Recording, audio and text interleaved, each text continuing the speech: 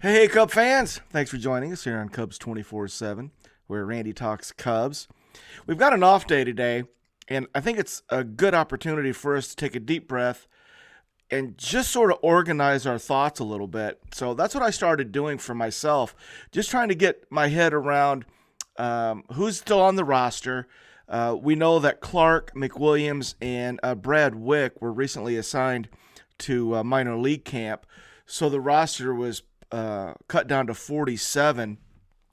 And it's still a pretty big roster. There's still a lot of decisions to make. There's still a lot of competition, and I just wanted to take some time and go through it. So let's go ahead and do that.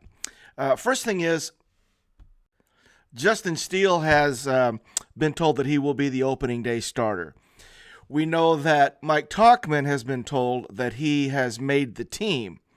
And, I think for Mike, the reason they did that is I think if you're in spring training, let's say you're Mike Tauchman and you're in spring training and you're not sure if you're making the team, you're probably going to prepare to perform and put up numbers in spring training as opposed to focusing on getting yourself ready for maybe opening day. And I would imagine for big leaguers, that's kind of a different approach. So I think they just wanted to give that to Mike and let him know, hey, we want you to prepare yourself for opening day out here in Mesa and not worry about production and those other things. So that's kind of where I come down on the Mike Tauchman news that he has been already given the job and he knows it. We also have some injuries that we're not sure about. We got Ian Happ, who has been on the shelf with a mild hamstring strain, but I saw him hitting yesterday. So it looks like Happ may be back. And Madrigal sort of in the same boat, mild hamstring strain as well. So I think between Happ and Madrigal, I'm gonna go ahead and figure they're gonna be ready for opening day, and we'll see what happens.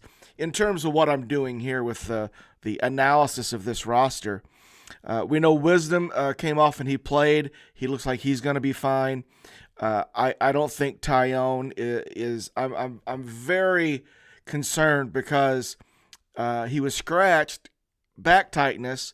The next day it wasn't better, and I don't know. I just he hasn't had a start, so he hasn't been able to gear up. I just think we need to plan for Jameson Tyone not to be available. So that's what I'm going to do in terms of sort of trying to analyze the roster as we have it. So let's dive in. Let's start with the position players. I've got 9 position players that we'll just talk about briefly because it doesn't matter what they do this spring. I'm going to call them the automatics. Here are the 9 position players that are going to be on the opening day roster, and barring injury, no matter what they do this spring. It's Nico, it's Christopher Morel, Dansby, Belly, and Seiya. Those are sort of my top guys. Then you add Gomes and Amaya, and it looks like Amaya is going to get a lot of catching time. I think he's probably going to get the lion's share the way it's looking.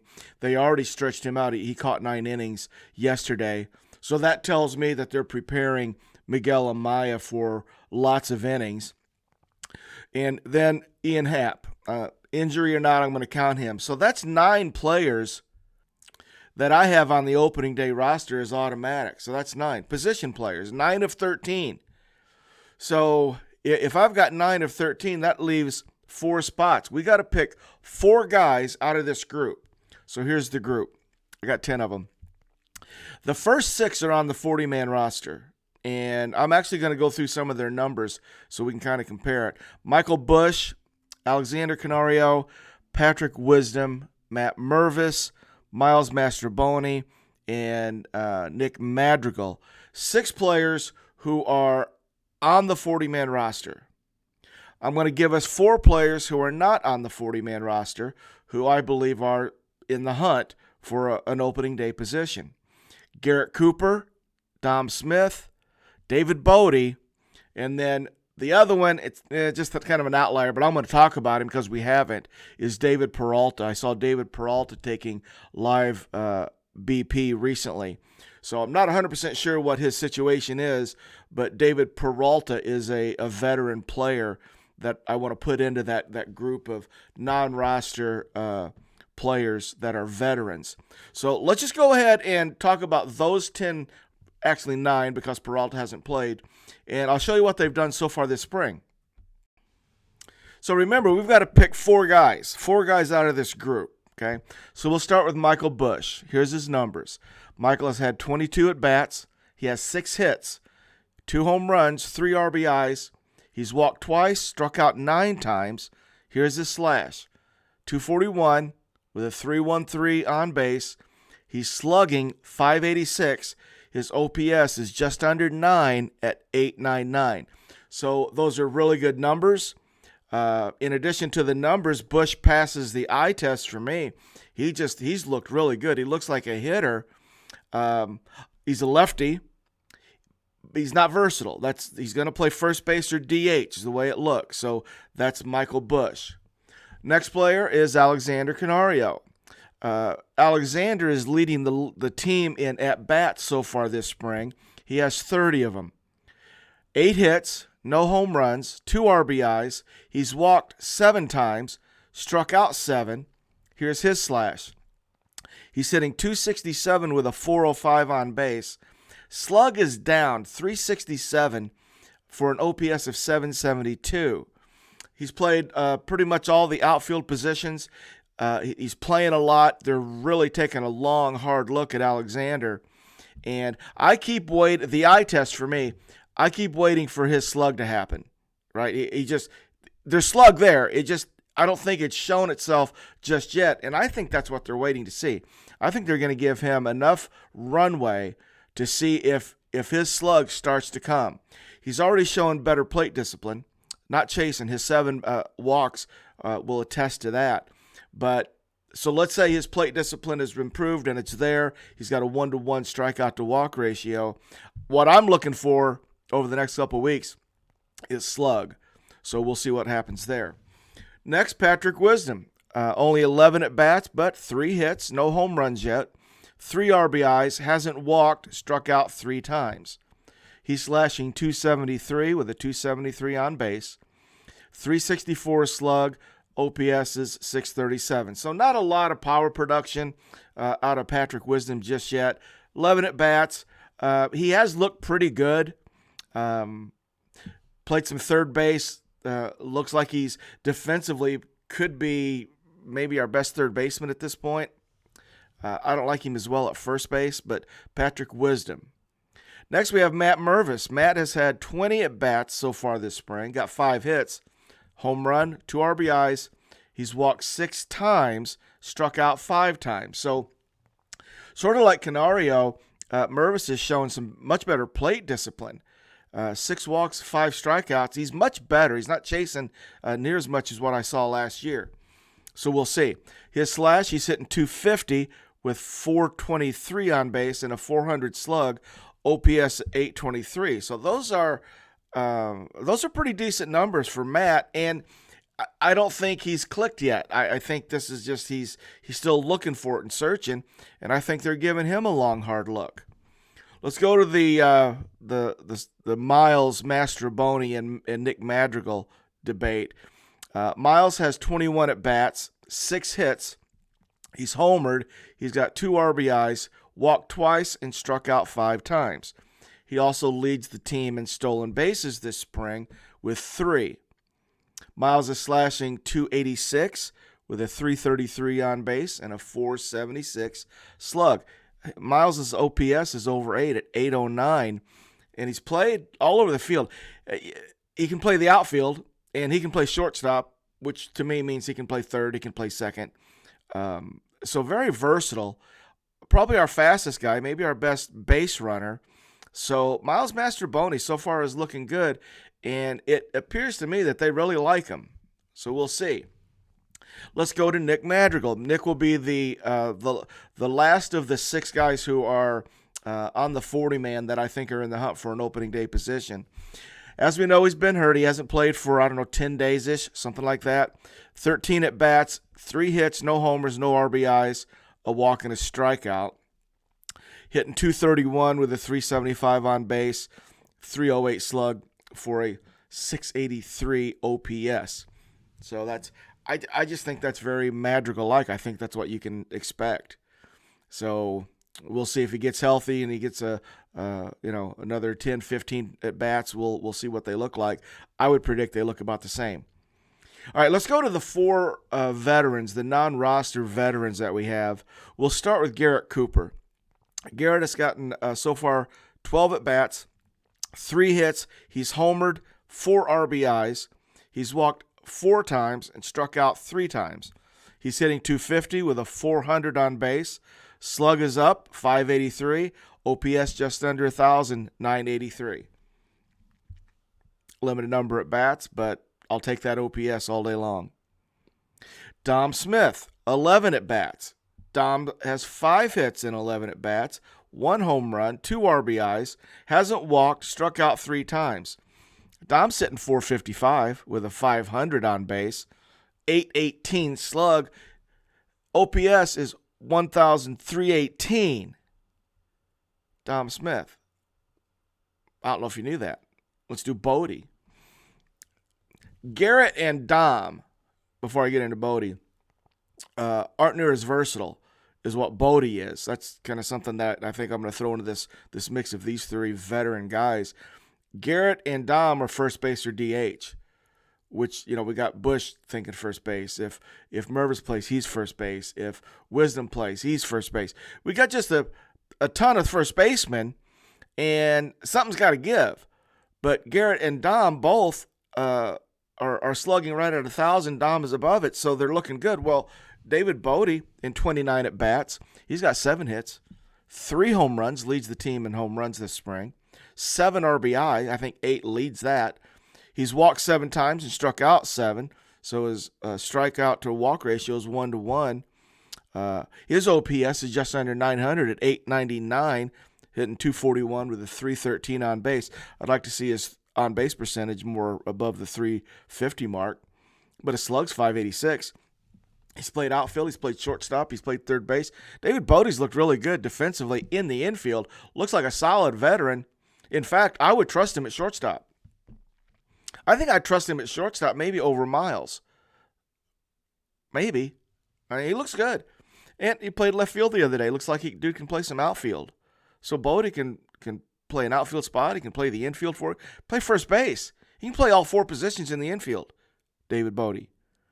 I don't know. There's just a lot here. So the job is 4 guys out of this group. The 10th guy on this group is David Peralta. Now, we don't know enough about him other than David Peralta can play. So we'll have to see what happens there. But pick 4 guys. Yeah, and you got to think versatility. You got to think positionally. There's a lot of decisions, and I don't think I can make one right now. We'll find 2 more weeks of spring training. They're going to get a chance to show us what they've got. But, guys, our position players, I really feel good about it because it's not like we're looking around and we're not like, who are we going to give a shot? There's nobody that's earned it. We got a lot of guys who are not going to make the team who probably would have earned it otherwise. So that's all good news. We've got a lot of choices. So we'll see how the next couple of weeks plays out for these position players. All right, let's go to the pitchers. I know the news about Taillon isn't good. I know that Smiley had kind of struggled a little bit. But I'm going to suggest to you that we're so deep, I don't even know what to do. Here's what I've got. I've separated the pitchers into potential starters and relievers. So let's talk about the potential starters. I've got 9 of them. We'll start with Taillon. I think he's going to start the season on the shelf, but he's on that list. You got Justin Steele, our ace, our opening day starter.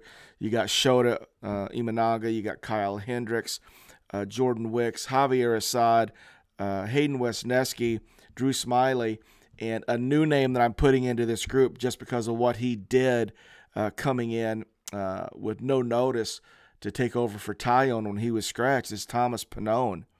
He's in my list. He's earned it. He's earned the right to be on my list, so he's on my list. So here's what we've done. I looked at them all different ways. We're going to talk about innings pitched, hits given up, earned runs, home runs, base on balls, strikeouts, and whip. I ranked them in order of whip. I don't know. I like whip. I don't know about you guys. I mean, I just do. Show me the guy's whip, and that kind of tells me where I'm at.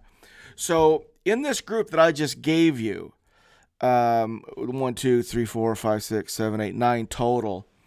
8 of them have numbers, so they're ranked from 1 to 8 because Taillon hasn't pitched yet. The best whip of the group is Thomas Pannone. He pitched 3 innings, gave up 1 hit, no runs, no home runs, walked 1, struck out 2, whip of .67, Thomas Pannone. I want to see him throw more. He looked really good to me. Veteran, experienced, looked fantastic. In this group, who has the second best whip? Well, Jordan Wicks. His performance yesterday kicked him up. Jordan has pitched 7 2/3 inning, given up 6 hits, 1 earned run, no home runs, only walked 1, struck out 7, got a sub 1 whip of .91. Jordan Wicks in the 2 spot with whip. Number 3 is Justin Steele. In his 6 innings, gave up 4 hits, 4 earned runs, 1 home run, 2 walks, struck out 4, got a whip at right at 1.00. Justin Steele, that number 3. Number 4 might surprise you, Hayden Wesneski. 4 2/3 innings, giving up 5 hits, 4 earned runs, 1 home run, 1 walk, 7 Ks, 1.29 whip. Hayden Wesneski. Number 5 is Shota. Shota's pitched 5 1/3 to this point, giving up 7 hits, 5 earned runs, 2 home runs, 2 walks, 10 strikeouts. Whip 1.69. Shota. 6th, Javier Assad pitched 4 innings to this point, giving up 6 hits, 4 earned runs, no home runs, 1 walk, 2 Ks, 1.75 whip. Kyle Hendricks is in the 7th spot, 6 1/3 innings for Kyle. He's given up 10 hits, 6 earned runs, a home run, 2 walks, struck out 3, whip 1.89. So that's Kyle Hendricks, theoretically our 3rd starter. I mean, Kyle's interview after his last outing, he acted like he was fine with it. All I know is what I see, and I know they're working on stuff. That's the other thing. I know these numbers can be skewed because, especially the veterans, they're working on stuff. I think Jordan Wicks was working on his fastball and curveball yesterday because I didn't see that many changes. I know. What else are we going to do? You still have to see what they do. Are they striking guys out? Are they walking guys? So I know that they're working on stuff so the numbers can be skewed, but the numbers are what we've got. So far, Kyle Hendricks' whip is 1.89. And then in the A spot is Drew Smyly. Drew, he's had a struggle. He pitched much better in his last outing. 7 1/3. He's given up 11 hits, 5 earned runs, 2 home runs, 4 walks, 5 Ks. His whip is 2.05. So, guys, that's a list of the potential starters, or it's a list of the pitchers who have started in spring training. So that's the entire group. So let's go to the relievers. Guys, this group of relievers are doing fantastic. We are stupid silly with a bunch of relievers. So the first thing I did is I just put them into different categories in terms of, the categories are, here's the first category. Got to have pitched 2 innings at least, two innings or more, and I've given up no hits and no runs. So I'm going to give you 4 pitchers who fit into that category who have given up no hits and no runs. And we'll do it with, I'll do the whips. Daniel Palencia, 2 strikeouts, a whip of 0. Merriweather, 2 strikeouts, 1 walk, 0.5 whip. Ben Brown, 1 strikeout, 0.5 whip. And Yency Almonte, 1 strikeout, 1 walk, 0.5 whip. So those are guys who've just come in. And, again, the numbers aren't big. I'm just telling you what we've done so far. A lot of these guys are looking for a spot somewhere, and that's really all we've got to go on is how they did. So Palencia, Merriweather, Ben Brown, and Yency Almonte would say, well, we can't do better. Let's go to the next group. 2 innings plus with low whip, 1 hit. Only giving up 1 hit. So this is a group of 5 relievers who 2 innings or more, Low whip, only 1 hit, which means they've done really well. We'll start Keegan Thompson, 1 hit, 1 K, 0.5 whip, 2 innings. Mark Leiter, 2 innings, 1 hit, 3 Ks, 0.5 whip. So I know 2 innings. Mark Leiter and Keegan Thompson. Keegan looked really good in his 2 innings. Mark Leiter looked like he's Mark Leiter. Next, we've got Carl Edwards Jr. in 3 innings. He's given up 1 hit, struck out 3. His whip is .33. Carl Edwards has been lights out in his 3 innings. Jose Cuas, 3 innings. 1 hit by pitch, 1 walk, 3 strikeouts, .67 whip. Jose Cuas. Jose Cuas has been really good. His command. I talked about Jose Cuas back, I think, in January. I did a profile piece on him. You can go check it out if you want to. But I'm happy about it because my concern with Jose Cuas was then and is now is command. His stuff. Everything. If he throws a strike, he's trouble. And so far, he's been doing that. .33 or .67 whip for Jose Cuas. Adbert, 3 innings, 1 hit, 1 walk, 2 Ks, .67 whip. So Adbert's been just lights out too. So that's 5, 6, 7, 8, 9. There's 9 guys right there just haven't given up really anything. Let's go to the next group. Riley Thompson pitched 2 innings, 2 hits, 3 Ks. His whip is 1 even. So the first 9 guys have a whip under 1. Now I've got some guys at 1. Riley Thompson, 1 even, 1.00, 2 innings, 2 hits, 3 Ks. Luke Not So Little, 3 innings, 2 hits, 2 walks, 4 Ks, 1.33 whip. Porter Hodge, 2 innings, 2 hits, 4 Ks, 1.00 whip. Colton Brewer, 3 innings, 2 hits, 2 Ks, .67 whip. Colton Brewer. Edwin Escobar pitched yesterday, so he got, I think he went 2/3, so he's 2 2/3, 1 hit, 2 walks, 2 Ks, 1.13 whip for veteran lefty Edwin Escobar. Cam Sanders, he came in and did a really nice job getting that double play ball yesterday, so he's pitched 2 1/3 inning, and his whip is under 1. 3 hits, 3 Ks. Cam Sanders. Hector Neris, 3 innings, 4 hits, 2 Ks, 1.33. Okay. I lost track how many guys that is. Got 13 of them are going with us. I don't know how we pick. Good news is we don't have to pick right now. The purpose of me doing this for me was I was spinning. We were, game every day. I was focused on the games. And this off day gave me a chance to go, okay, where is everybody? Sort of I had to write it down and get it in front of me, and I wanted to share it with you. So that's where we stand. We know what we're looking for next as we move forward. We've got the Brew Crew tomorrow night. So I hope this helps get you sort of refocused on who's done what, where are we, who do we need to look for. But a lot of very interesting decisions are yet to come. It's already so fun. We're 2 weeks into spring training, and I'm just having a ball. So, guys, I hope you enjoyed that. I appreciate you guys joining me here on Cubs 24/7, where Randy talks Cubs. And if you would you do me a favor and hit that subscribe button for me? I'd really appreciate you doing that. And we'll be back. I'll give you we'll do a wrap up on the Cubs Brewer game for you after the game tomorrow night. So we'll see you then. Go Cubs, go.